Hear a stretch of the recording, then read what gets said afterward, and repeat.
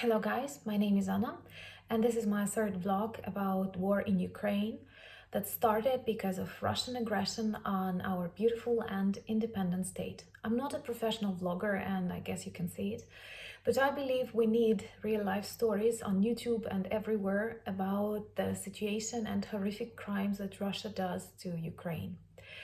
I encourage you to ask me questions and I will answer them gladly. Of course, I will be emotional and subjective because these things are happening right now in my country. And yesterday I have received a question from Boston, the United States, and perhaps I will start today's vlog with the answers. So question number one was about the changes in our everyday life and how do we adapt to the conflict. Well, first of all, it's not a conflict for us and for the rest of the world, and it's very important that all of us name it the way it is. It's a war of Russia in Ukraine. And as I have already mentioned, I live in a more or less safe region of Ukraine, west. But we have people killed here, we have shellings. Tonight, for example, they have bombed a place next to Lviv. 9 people were killed.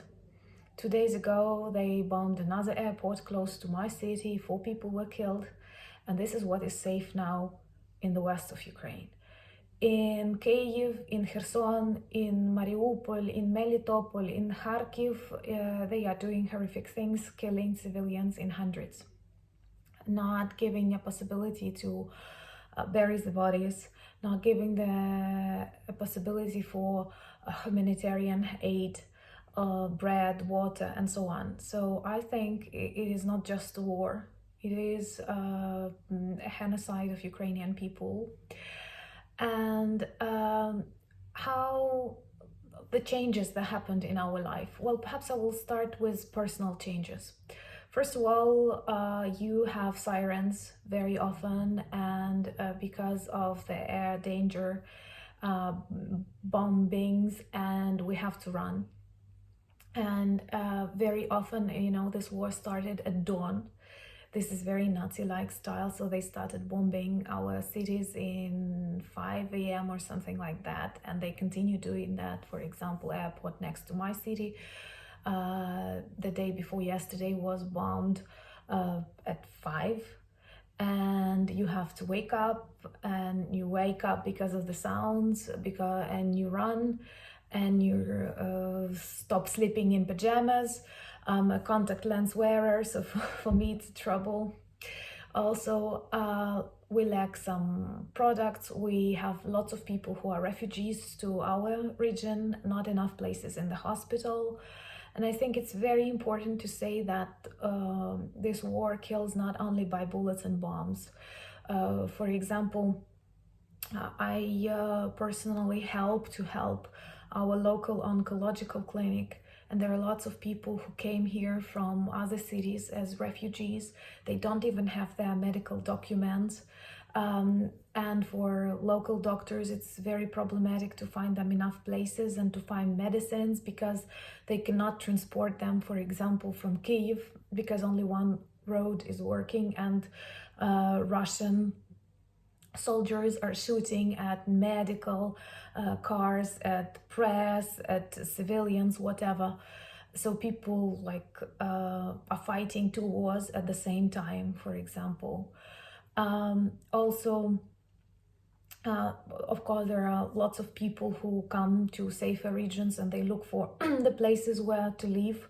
Lots of people are missing, and it's so weird because when you watch films, when you read books, you believe this is something that will never happen to you, and then you adapt very quickly because you don't have a choice.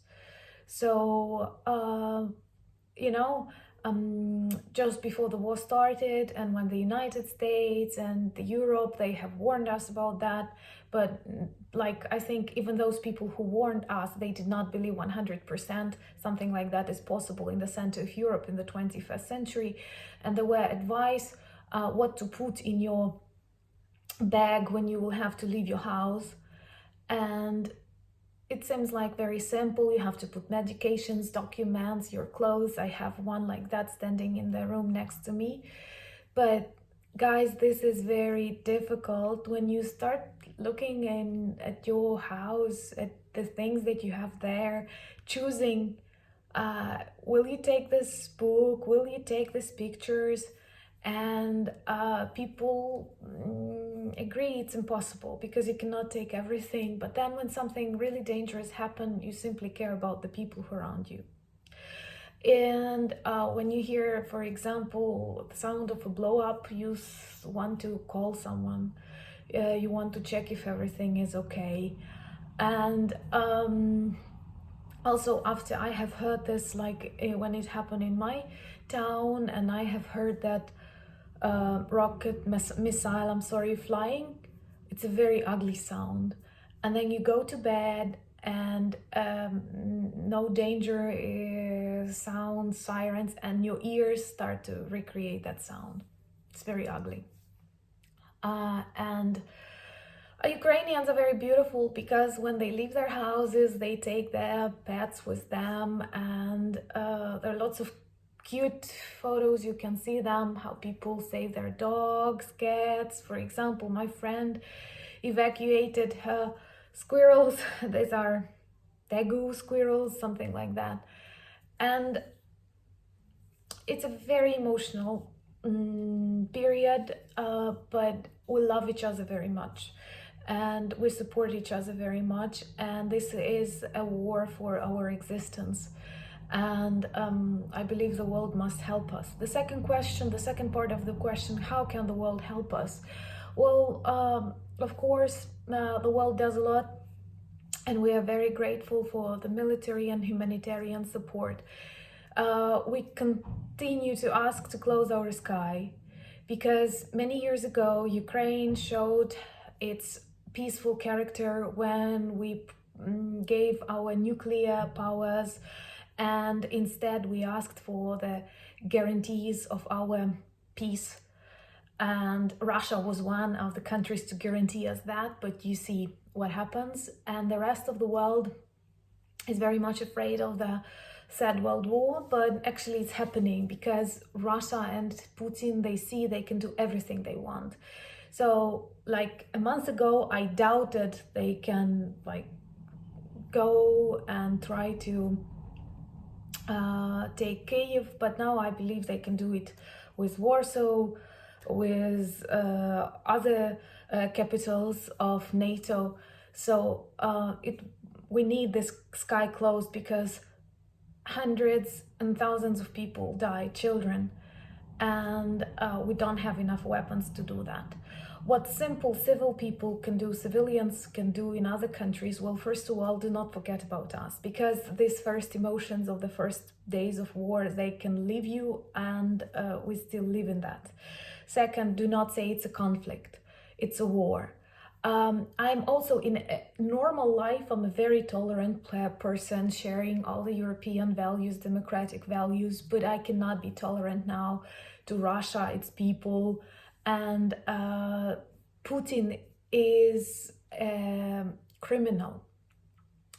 Russia is a terrorist state and it's war, and they kill civilians, they kill Ukrainians just because they believe our nation does not exist. But we have a beautiful history, we have beautiful people, and we share common democratic values, and it is very important that the world does not close the eyes on us and does not let this new iron wall, iron curtain appear. Thank you very much. Ask your questions. I'm always eager to answer them, and Slava Ukraini.